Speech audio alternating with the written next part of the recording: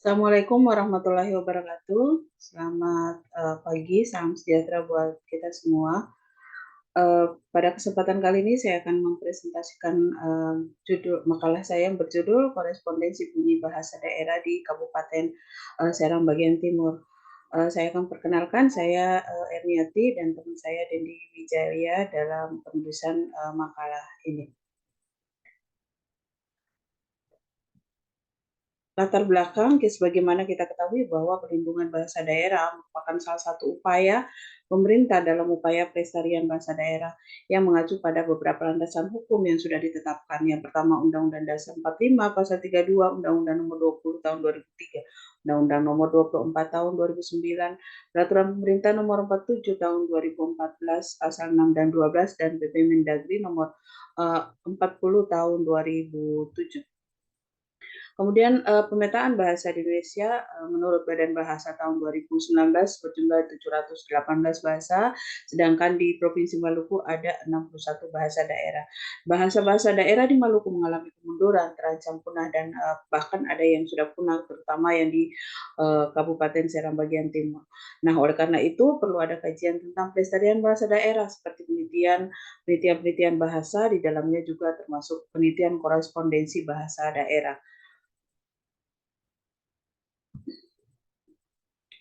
Nah, kalau kita bicara tentang korespondensi bunyi, nah untuk menyusun atau menetapkan suatu perangkat korespondensi bunyi, ada prosedur yang harus diperhatikan untuk mendapatkan status yang kuat yang harus diperhatikan.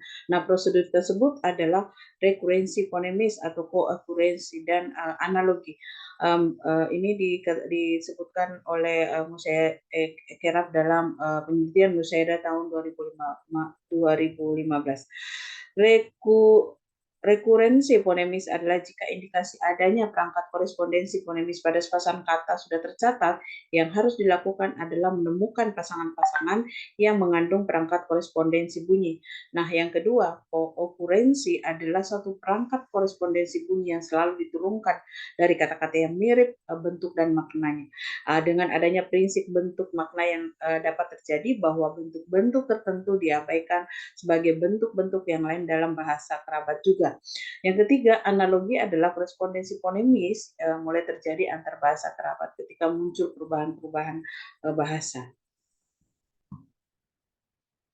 Nah, bahasa di Kabupaten Serang bagian Timur. Bahasa di Kabupaten Serang bagian Timur teridentifikasi sebanyak 9 bahasa daerah dengan jumlah penutur yang paling banyak adalah penutur bahasa Waru dan bahasa Geser Gorom.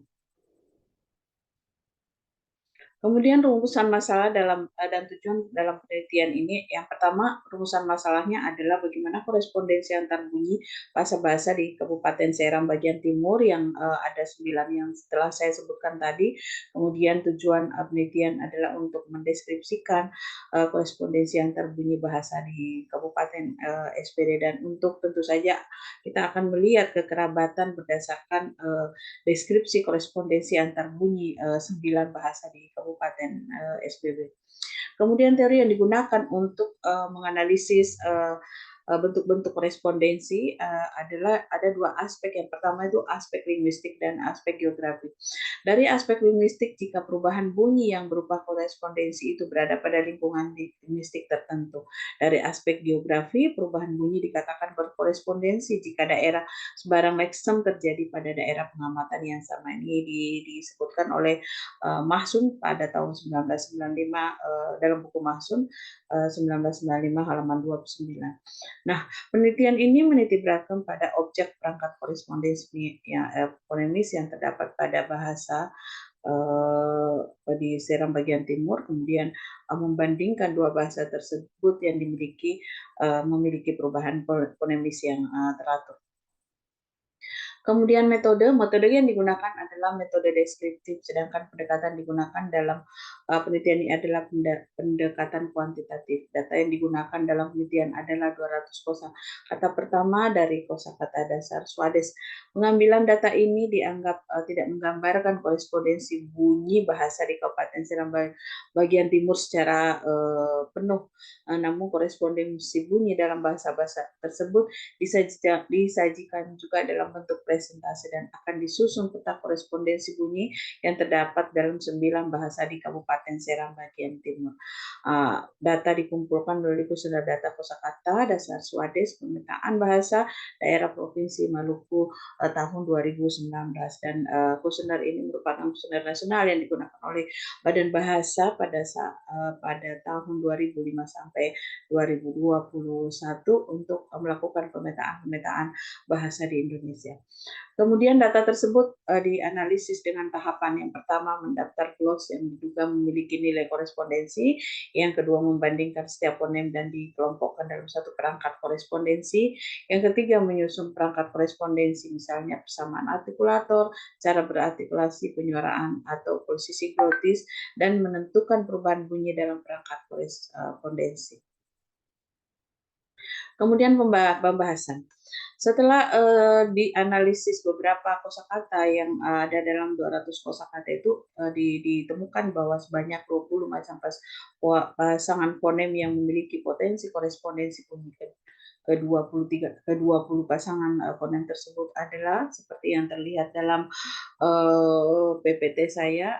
E berkorespondensi dengan A, 0 berkorespondensi dengan A, Y berkorespondensi dengan T, I berkorespondensi dengan H, dengan O, kemudian Y berkorespondensi dengan 0, K berkorespondensi dengan G, 0 berkorespondensi dengan S, U berkorespondensi dengan A, Y berkorespondensi dengan N, B berkorespondensi dengan P, kemudian 0 berkorespondensi dengan H, kemudian H berkorespondensi dengan V, F, kemudian N berkorespondensi dengan M.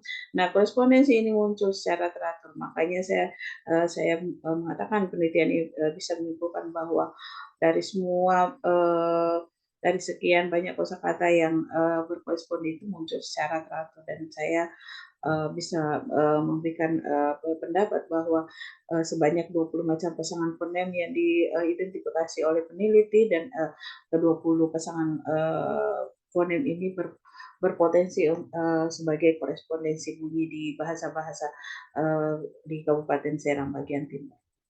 Kemudian ini ada contohnya, misalnya E berkorespondensi dengan A, ada dua, ada air anak, ada beberapa wilayah yang menggunakan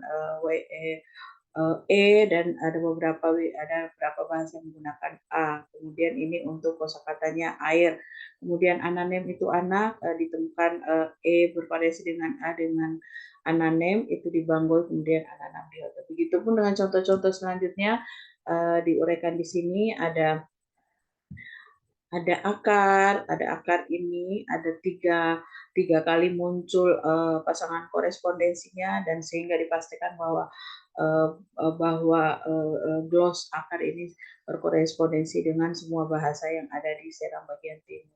Kemudian ada anjing juga seperti demikian, tetapi yang data menunjukkan bahwa bahasa Kilimoi dan bahasa Geser merupakan dua bahasa yang selalu muncul di dalam semua jenis gloss dan berkorespondensi. Kemudian ada beberapa contoh lagi yang saya tidak tampilkan di dalam PPT ini, tetapi akan ada di makalah saya.